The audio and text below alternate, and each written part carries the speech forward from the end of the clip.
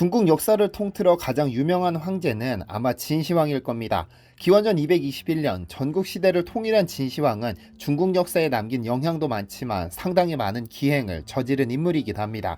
흉노족을 막겠다며 우주에서도 보인다는 만리장성을 쌓기도 했고 세계 8대 불가사의 중 하나로 꼽히는 병마용갱을 건설하기도 했죠. 또 자신의 입맛에 맞지 않는 학자들과 책을 전부 불태운 분석행위로 중국의 역사를 순식간에 역사 속으로 사라져버리게 만들기도 했습니다. 그런 그가 평생 가장 두려워했던 것은 죽음이었습니다. 불로장생의 명약을 찾기 위해 한반도로 3,000명의 신하를 보내기도 했으나 고작 50이라는 젊은 나이에 요절하고 말았죠. 그런데 목숨을 잃은 죽은 생명체를 다시 살려내는 명의는 없지만 죽음의 땅을 생명의 땅으로 바꾸는 것은 가능합니다. 그리고 여기 한국이 죽음의 땅을 생명의 땅으로 바꾼 대륙이 있습니다.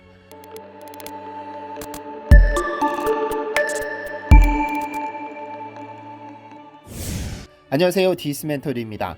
1990년대 중반부터 중화권을 중심으로 불기 시작한 한류는 영화, 드라마, 노래 등 소위 연예인들을 중심으로 한 TV가 이끌었지만 한류란 비단 TV에만 존재하는 것은 아닙니다.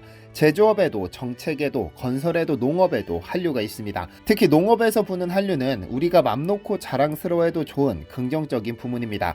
TV를 보지 않아도 생명을 유지하는 것에 지장은 없지만 먹을 것이 없다면 생명 유지가 불가능하니까요. 그리고 한국은 이 분야에서 특출납니다. 그것도 독보적으로 특출납니다. 보통 아프리카를 두고 죽음의 대륙 또는 죽음의 땅이라고 합니다. 정치적, 역사적, 환경적, 민족적인 요인까지 얽히고 설켜 있는데 이 모든 것 중에서 환경적인 요인, 즉 비가 적고 메마른 사막은 아프리카를 죽음의 땅으로 만들어버렸습니다. 환경으로부터 절대적인 영향을 받는 농업의 경우 1년 내내 골고루 비가 내려줘야 하지만 우기에만 집중되어 있고 기상이변은 건기와 우기를 더욱 명확하게 만들어버렸죠. 그렇게 아프리카는 점점 농업과 멀어졌습니다. 그런데 한국 덕분에 아프리카는 조금씩 생명의 활기를 되찾고 있습니다. 그리고 여기 세계에서 가장 광활하고도 가장 메마른 사막인 사하라를 온몸으로 껴안은 국가가 있습니다. 알제리인데요. 북부 아프리카에 자리한 알제리는 특이하게도 사하라 사막 덕분에 살고 있습니다. 국토의 80%가 사하라 사막이 차지하고 있지만 이는 대단한 관광자원이기도 합니다.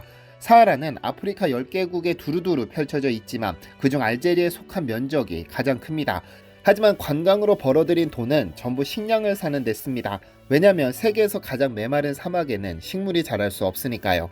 그래서 늘 가난합니다. 한국의 24배가 넘는 거대한 면적을 가졌지만 경작 가능한 농지는 고작 3%에 불과해 작물 생산량이 너무나 적죠. 특히 인구의 70%가 주식으로 먹는 감자의 경우 씨감자 대부분을 유럽에서 수입하고 있습니다. 이를 다시 말하면 유럽에서 씨감자를 무기화하면 알제리 국민의 70%가 생명을 잃을 수도 있다는 무서운 뜻이기도 한데요. 감자는 훌륭한 주식이지만 재배 과정에서 병원체에 취약하고 수분이 75%를 차지하기 때문에 보관성이 최악입니다. 여기에 감자는 씨앗이 아니라 씨감자를 심어 재배해야 하기 때문에 수확량의 대략 10%는 늘 손해가 뒤따릅니다. 다음 해를 위해 남겨둬야 하기 때문이죠. 그런데 지금 알제리에서는 한국의 도움으로 어마어마한 양의 씨감자가 자라고 있습니다. 이는 농촌진흥청이 주도적으로 진행 중인 해외 농업기술 지원 사업 덕분입니다. 사실 한국은 아직은 선진국의 대열에 합류하지 못했던 시절부터 한국보다 덜 발전한 국가들의 농업 전문가를 파견해 지원을 시작했습니다.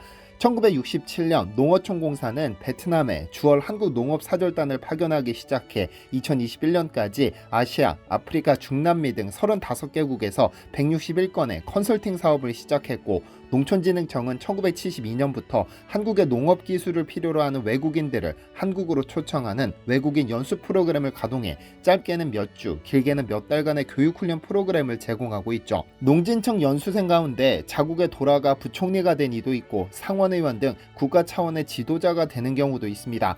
그리고 한국이 2009년 OECD의 개발원조위원회에 가입하면서 본격적으로 개발도상국의 현지에 맞는 농업기술을 개발 및 보급하기 위해 해외 농업기술 개발 사업을 시작했습니다. 현지에 코피아 센터를 설치하고 농업기술 전문가를 소장으로 파견해 국가별 맞춤형 농업기술을 개발 보급하는 사업이죠. 이 사업으로 아시아, 아프리카, 중남미 등 22개국이 도움을 받았는데요. 그리고 각 대륙마다 기술협력 협의체를 구성해 2009년에는 총 14개국이 참여하는 아시아 농식품 기술협력 협의체를, 2010년에는 20여 개국이 참여하는 한국 아프리카 농식품 기술협력 협의체를, 2014년에는 총 13개국이 참여하는 한중남미 농식품 기술협력 협의체를 출범했습니다. 그중 카파시 회원국이기도 한 알제리는 2007년부터 농진청의 도움을 받았습니다.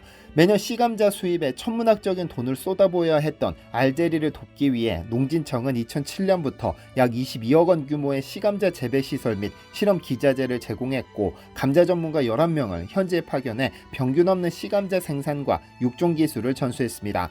한국 역시 씨감자를 생산하는 능력이 부족해 1970년대까지 외국으로부터 씨감자를 수입했었는데, 각고의 노력 끝에 한국 고유 기술인 무병묘를 이용한 씨감자 수경재배 기술을 세계 최초로 개발해냈습니다. 현재는 독일과 일본 등 소위 농업 선진국들도 전부 이 기술을 도입해 씨감자를 생산하고 있는데요. 이렇게 원천 기술을 확보한 한국은 이 기술을 적극적으로 보급하고 있는데, 알제리가 대표적이죠. 알제리 씨감자 지원 사업의 핵심은 병균이 감염되지 않은 감자를 수경재배해 무병균 씨감자를 대량으로 생산하는 것입니다. 이는 양액으로 사용되는 물의 질이 중요한데, 분석해보니 알제리의 수질은 수경재배가 불가능할 만큼 오염됐습니다. 우선 이 물을 개선해 재배에 적당한 양액으로 개선한 후 여러 차례에 걸친 시험재배 및 환경제어시설의 설치를 통해 최적 환경을 찾아냈는데요. 이 기술 덕분에 2009년 이후 매년 약 5만 개 이상의 씨감자가 생산되면서 유럽에 지급하던 씨감자 비용을 대폭 절약시켰고, 알제리는 이제 직접 씨감자를 생산하는 기술을 갖추게 됐죠. 농촌진흥청의 자체조사 결과에 따르면 알제리에서 미래에 이은 제2의 주식인 씨감자 31만 톤이 해결되면 그 경제적 효과는 무려 1조 9천억 원에 이릅니다. 만약 이 문제가 해결된다면 2조 원에 가까운 돈으로 새로운 산업에 투자할 여력이 생기게 되고, 그렇게 개도국이 선진국으로 가는 전철에 올라탈 수 있게 됩니다.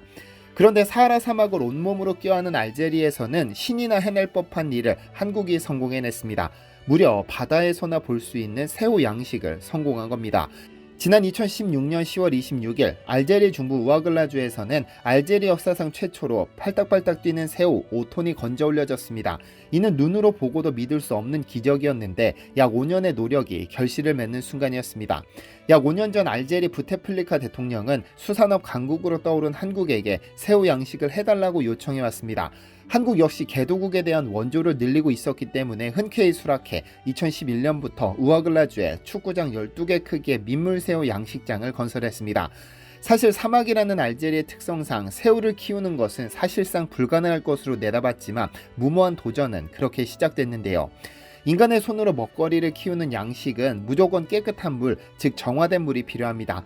더구나 우아글라주에서 가장 가까운 바다는 지중해로 약 500km 떨어졌기 때문에 물을 끌어올 수 없었는데, 이를 성공시킨 것은 기술력 덕분입니다. 한국이 독자적으로 개발한 바이오플락이라는 기술이죠. 매번 새로운 물을 공급하는 것이 어렵다면 이를 정화시키면 해결할 수 있는데, 한국국립수산과학원은 미생물을 이용해 문제를 해결했습니다. 즉, 새우가 성장하며 배출하는 껍데기 등의 노폐물을 미생물로 정화시켜 재활용하는 기술인데요. 보통 새우는 사료 섭취, 소화, 배설이 6시간 내에 이루어집니다. 또한 성장을 거듭하며 계속해서 껍데기를 벗어내는데, 이 과정에서 발생한 노폐물은 물에 녹아 수온 상승을 불러옵니다. 새우 양식을 위해 필수 온도인 30도를 유지시키기 위해 바이오플락 기술을 접목시켜 기존 양식수를 정화해 재활용할 수 있도록 했습니다. 여기에서 성장한 바이오플락은 다시 새우의 먹이가 되기 때문에 일석이조죠. 덕분에 지중해에서 물을 끌어오는 데 필요한 설비 비용도 절약할 수 있고, 그 비용으로 재투자를 할 수 있었습니다. 한국에서 새우의 출하 시기는 3개월에 불과하지만 바이오플락 기술이 투입되면 계속해서 물을 정화할 수 있기 때문에 1년 12달 내내 새우를 생산할 수 있어 배고픈 알제리인들의 식탁에 새로운 먹거리가 생겼습니다. 이렇게 불가능해 보이는 새우 양식을 사막이라는 극한의 환경에서 성공해내면서 아프리카는 물론 중동 등 비싼 값에 새우를 사들여야 하는 국가들도 이미 도입을 준비 중에 있다고 하는데요. 1970년 대한민국은 보릿고개를 이겨내고자 독자 기술로 통일벼를 개발해 쌀 자급자족에 성공했습니다. 또한 백색혁명이라고도 불리는 비닐하우스 농법으로 1년 365일 신선한 채소를 얻을 수 있게 됐죠. 소위 죽음의 땅이라는 아프리카는 여전히 기아에 시달리고 있고, 이를 벗어나기 위해 대한민국의 도움의 손길을 요청했습니다. 이에 농진청을 포함 관련 기관들이 손발 걷어붙이고 나서 그들의 식량 문제를 함께 고민하고 해결책을 제시하고 있습니다. 누군가에게는 기쁨을 나눠주는 것도 훌륭한 한류지만, 누군가의 생명을 지켜주는 기술을 나눠주는 것 또한 훌륭한 한류가 아닐까요? 시청해주셔서 감사합니다. 디시멘터리에서는 여러분의 제보를 기다립니다. 제 채널에서 다뤘으면 좋겠는 뉴스 또는 널리 알려졌으면 하는 영상은 디시멘터리 네이버.com으로 보내주시면 소중히 제작하겠습니다. 시청해주셔서 감사합니다.